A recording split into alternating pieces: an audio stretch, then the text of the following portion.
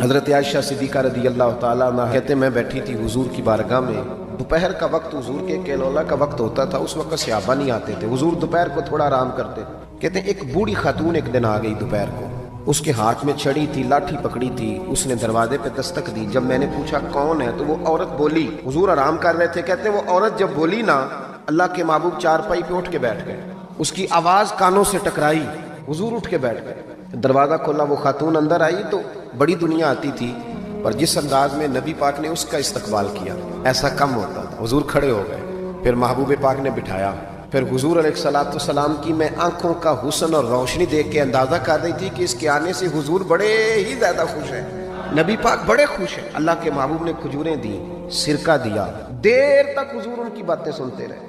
حضرت عائشہ صدیقہ کہتی ہے محب ہو کے محبوب نے، کنز المال میں حدیث موجود ہے، محب ہو کے محبوب نے باتیں سنی۔ دو قسم کے مہمان آتے ہیں نا، ایک مہمان فون کرتا ہے تو بندہ کہتا ہے میں کوئی نہیں گھر، پھر کبھی آنا، اور ایک مہمان ایسا ہوتا ہے جسے بندہ کہتا ہے اتنی بھی جلدی کیا ہے، ذرا ٹھہر جائیے، تھوڑا رک جاؤ، چائے بن رہی ہے۔ قسمیں ہوتی ہیں مہمانوں کی، کچھ مہمانوں سے دل لگا ہوتا ہے، دل کرتا ہے بیٹھے رہے، ذرا تھوڑا اور بیٹھے، یار تو نہ جایا کر، تو بیٹھا رہا کر۔ ہوتے ہیں کچھ لوگ، دیر تک نبی کریم علیہ السلام نے بات سنی، اور کیا بات ہے، جناب عائشہ صدیقہ کہتی ہیں دل حضور کا لگا، میں نے دیکھا تو میں بڑی مطمئن تھی۔ اس خاتون نے کہا کہ اب میں نے جانا ہے، لگ رہا تھا کہ حضور چاہتے ہیں ابھی رکے، لیکن اس نے جب کہا نہ جانا ہے تو حضور نے فرمایا ٹھیک ہے۔ جب وہ جانے لگی تو حضور نے تحائف جمع کیے اور جناب بلال حبشی کو فرمایا ان کے ساتھ جاؤ اور چھوڑ کے آؤ۔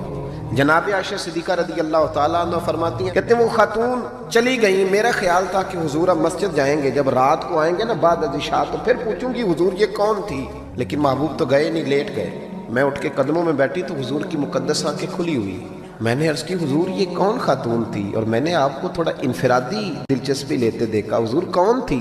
جب میں نے پوچھا تو حضور کی آنکھوں میں آنسو چمکنے لگے، حضور اٹھ کے بیٹھے اور فرمانے لگے عائشہ یہ میری پہلی زوجہ خدیجۃ الکبریٰ کی سہیلی تھی، اور فرمایا جب ہم مکے میں رہتے تھے تو یہ آیا کرتی تھی، خدیجہ اس کا پرتک پاک استقبال کرتی تھی، اسے کھجوریں کھلاتی تھی، دودھ پلاتی تھی، پھر یہ باتیں سناتی تھی تو خدیجہ اس کی باتوں کا جواب دیتی تھی۔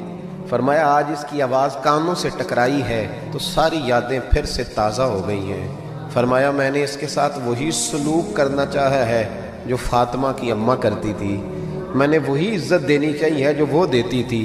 اور حدیث کا آخری جملہ اتنا شاندار ہے کہ اس جملے کو یاد کر لے تو دستور بن جائے ہمارے لیے۔ محبوب نے فرمایا عائشہ تعلق اچھے طریقے سے نبھانا یہ بھی ایمان کا حصہ ہے۔ حضور نے عزت دی، نبی کریم نے وقار دیا، حضور ہر آنے والے کو عزت دیتے۔